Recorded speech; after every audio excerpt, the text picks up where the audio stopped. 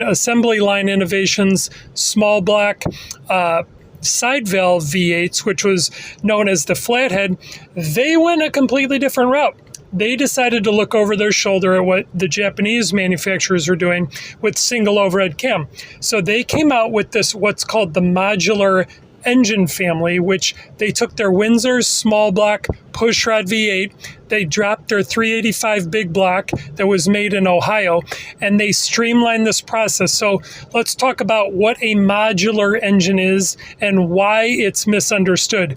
It doesn't refer necessarily to the engine itself, it refers to the manufacturing process. So there's 100 millimeter bore spacing across the board, from the V6 to the different V8s to the V10. The bore spacing changes the same, which allows them to tool the plant.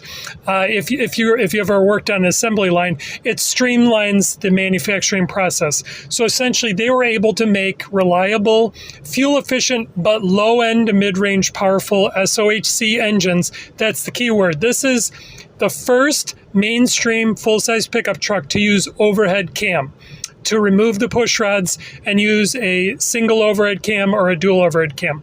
So Chevy sticks with the pushrod, right?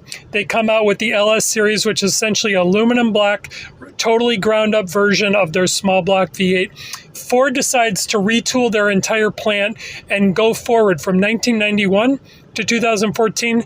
They built what's known as the modular engine family, which the 4.6, the 5.4, yes, the 3 valves had major issues, but the 2-valve 4.6 is known as the most reliable bulletproof engine that Ford has ever made. So those are the two